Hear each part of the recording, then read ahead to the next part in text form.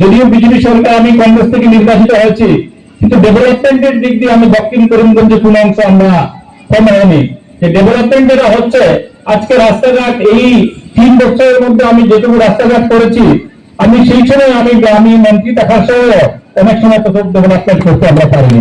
দক্ষিণ করিমগঞ্জের বিধায়ক তথা প্রাক্তন মন্ত্রী সিদ্দিক আহমদ কংগ্রেস সরকারের আমলেই প্রথমে সংসদীয় সচিব থেকে শুরু করে মন্ত্রী পর্যন্ত হয়েছিলেন। বর্তমানে কংগ্রেস থেকে বহিষ্কৃত আছেন সিদ্দিক আহমদ।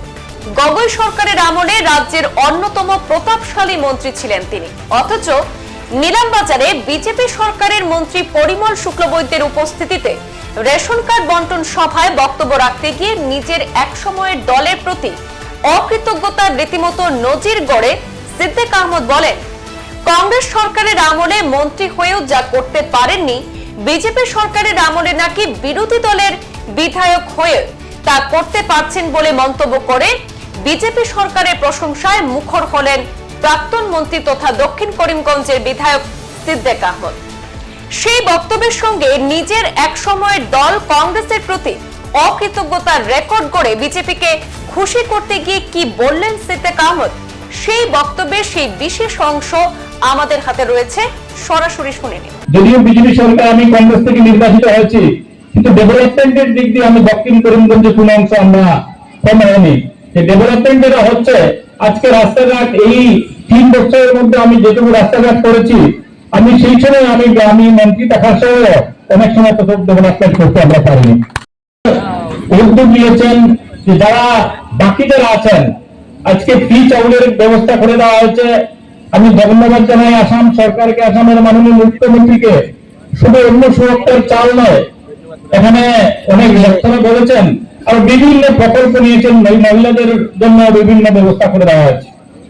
এই কয়েকদিন আগে মুখ্যমন্ত্রী ঘোষণা করেছেন যে এসএসজিতে প্রত্যেকটা এসএসজি যারা মহিলা আছেন তাদেরকে 10,000 টাকা করে দেওয়া হবে। এটা অত্যন্ত ভালো কথা যে মহিলাদেরকে এগিয়ে নেওয়ার যে ব্যবস্থা করা হয়েছে। আমরা অনেক ডেভেলপমেন্ট, আমরা সমষ্টি ভিত্তিক অনেক ডেভেলপমেন্ট আমরাও পেয়েছি। যদিও বিজেপি সরকার, আমি কংগ্রেস থেকে নির্বাচিত হয়েছি, কিন্তু ডেভেলপমেন্টের দিক দিয়ে আমি দক্ষিণ করিমগঞ্জে কোনো অংশ আমরা কম হয়নি। যে ডেভেলপমেন্ট যেটা হচ্ছে, আজকে রাস্তাঘাট এই 3 বছরের মধ্যে আমি যেটুকু রাস্তাঘাট করেছি, আমি সেই সময় আমি মন্ত্রী থাকার সময় অনেক সময় তত ডেভেলপমেন্ট করতে আমরা পারিনি। আমি ধন্যবাদ জানাই যে আজকে যে সমস্ত ছোট ছোট যে সমস্ত স্কিম আরো নেওয়া হয়েছে, এটা ভালো স্কিম। এবং আজকে যে সমস্ত মেয়েরা, এই যে মেয়েদের নামে যে সমস্ত যে অন্য সুরক্ষার ব্যবস্থা করা হয়েছে, এবং এই যে যেটা কার্ড, এটা শুধু চাউল পাওয়ার জন্য নয়, ফ্রি চাউল পাওয়ার জন্য নয়, এই যে কার্ড যাদের হাতে থাকবে এরা অনেক বেনিফিট পাবেন। কারণ এই কিছুক্ষণ আগে আমাদের মিশনটা বলেছেন এই কথাটা যে আয়ুষ্মান ভারত একটা কার্ড যদি থাকে, তাহলে একদম মেডিকেলে যদি আপনি সরকারি যখন চিকিৎসার আপনার হাতে পয়সা নেই, যদি এই কার্ড থাকে, এই কার্ডের মাধ্যমে আপনি আয়ুষ্মান কার্ডের একটা কার্ড আপনার ব্যবস্থা থাকবে। এবং সেই কার্ড যদি আপনি পান, তাহলে 5 লক্ষ টাকার আপনি ফ্রি ট্রিটমেন্টের ব্যবস্থা পাবেন। সুতরাং এটা এই কার্ডটা অত্যন্ত জরুরি।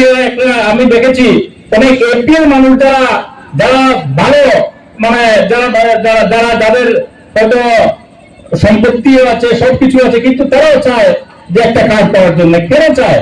যে তারা চায় যদি এই কার্ডটা যদি আমার থাকে, তাহলে আমি একটা আয়ুষ্মান কার্ড পাবো, এবং আয়ুষ্মান কার্ড যদি আমি পাই, তাহলে আমি ফ্রি ট্রিটমেন্টের ব্যবস্থা আমার হবে। সেজন্য অনেক ধনী মানুষও আজকে এই কার্ডটা পাওয়ার জন্য তারা আগ্রহী। যাই হোক, আমি আর বিশেষ বক্তব্য করবো না। এখানে মন্ত্রী মহোদয়ের আরো অনেক প্রোগ্রাম আছে, উনি আরো বিভিন্ন জায়গায় প্রোগ্রাম করবেন, এবং উনি রোড সেফটির প্রোগ্রাম করবেন। এই বয়সে মোটরসাইকেল নিয়ে উনি আসছেন, আমারও শরীর খারাপ, আমরা আলোচনা করেছি যে ভালো অন্তত বরাকগুলির বিভিন্ন প্রোগ্রামে উনি যে পদক্ষেপ নিয়েছেন তার জন্য ওনাকে ধন্যবাদ জানাই, কৃতজ্ঞতা জানাই। এইটুকু বলে সবাইকে ধন্যবাদ জানিয়ে বক্তব্য শেষ করলাম। ধন্যবাদ। সংবাদ এই পর্যন্তই, ফিরছি পরবর্তী অন্যান্য আপডেট নিয়ে। ধন্যবাদ।